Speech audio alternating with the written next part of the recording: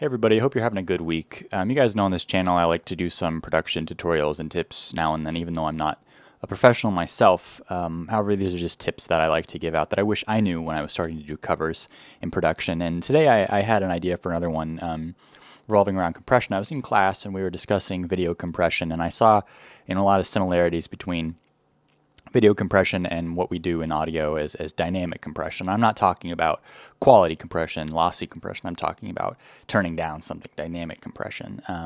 So I wanted to visualize that for you guys today. I kind of had a hard time wrapping my head around the idea of compression when I first started, and it's such a vital part of modern music and getting your mixes to the levels that you desire. So I feel like it's important, and I want to go over it. And I feel like visualizing it is just a cool way to do it. So let's do that real quick. So we know when we are compressing a signal, what we are doing, let's pretend here I've got a signal of me with some silence and then just screaming really loud and then silence again.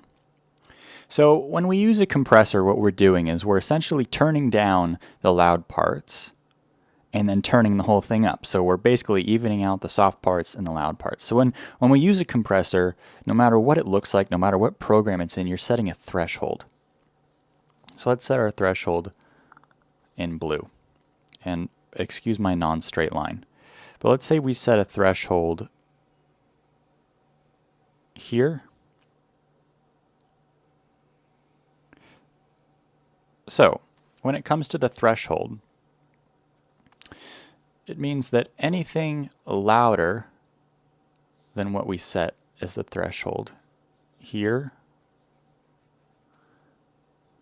and here, this is a signal, so it's just both ways, will get turned down. Now, by what amount that is turned down is controlled by the parameters that we set within the compressor. So if we're compressing vocals, we want to turn down the loud parts so that we can hear the soft parts. If we're compressing our mix, we might use what we call a limiter, and when we're mastering, we might use what we call a limiter, which is basically a really hard compressor. And that's how we get our mixes up to that radio level. So let's talk about two parameters in the compressor, and one of those being attack, and one of those being release. Now, attack is once this signal, let me get a different color here. Once this signal passes the threshold right here, how long will it wait, usually in milliseconds, how long will it wait before it begins to turn down the signal? And on the flip side, when we're talking about release, it's usually about just past halfway through. And that's talking about how long will it take to bring that level back up to its normal dynamic range. So let's draw that out. Let's say we're using a moderate attack and a moderate release. So we'll erase this and redraw our signal. Let's hope I can do this right and get a good signal drawn. So we're drawing, let's pretend we're drawing the same signal with a moderate attack and moderate release.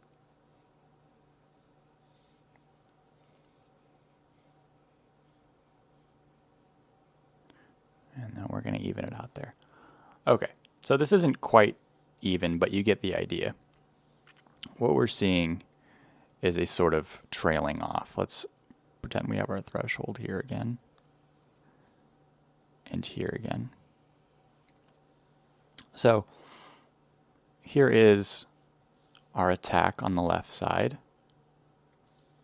So you can see we still have things passing our threshold, because when we have a longer attack, things can still get past the threshold. They have sort of a cushion, so it doesn't sound weird. It doesn't sound unnatural. So we're still going to get stuff past the threshold. This isn't something that we want when we're limiting, because when we're limiting, we don't want things to peak, but we want to be able to have them as loud as possible. So once we pass the threshold,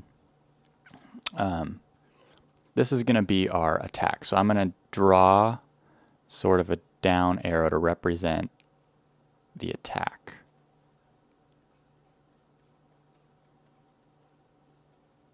So you can see here it starts to kick in about right here. And so about halfway through, we then start to see what we call the release. So it starts to come back up to its original loudness. Now, this is what we would see in a normal compressor. Obviously, you know, if you're using this on a kick drum, all of your data might be right here, so you might want a faster attack and a faster release. If you're doing a long piano note held out and you're compressing that, you might want a longer attack and a longer release. So these are things that you need to mess around with in your compressor.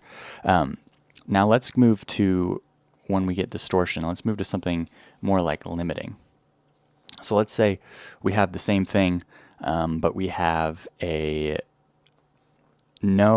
very, very quick attack, basically no attack, so 0 milliseconds, and then a moderate release. So I'm going to draw my threshold here first, and that will help me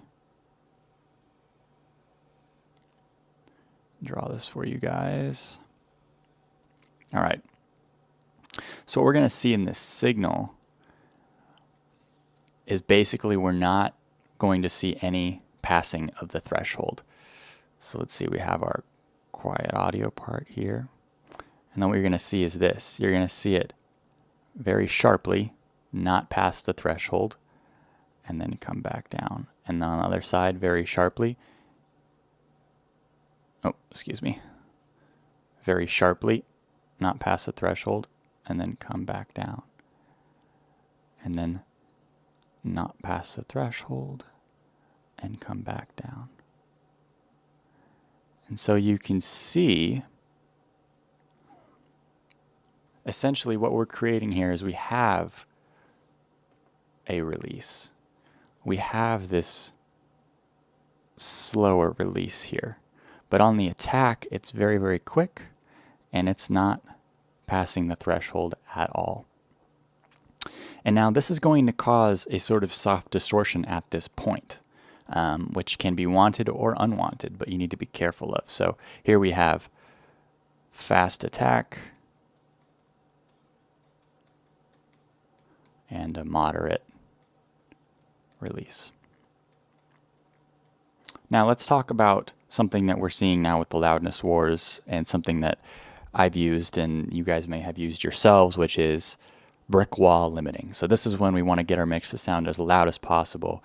We basically turn it up as so loud that we, you know, can't turn it up anymore, and we basically lose all dynamic differences in our audio. So let's see what that would look like.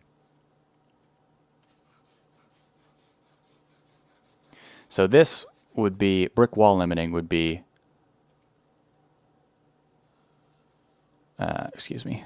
fast attack, 0 milliseconds, and fast release. This will be the last one that we'll go over, okay? And we're going to draw this in blue. Let me get my... So there's our threshold again. Now let's look at our signal coming in. There's our soft signal again. And then I begin to yell right here, and what we're going to see is this.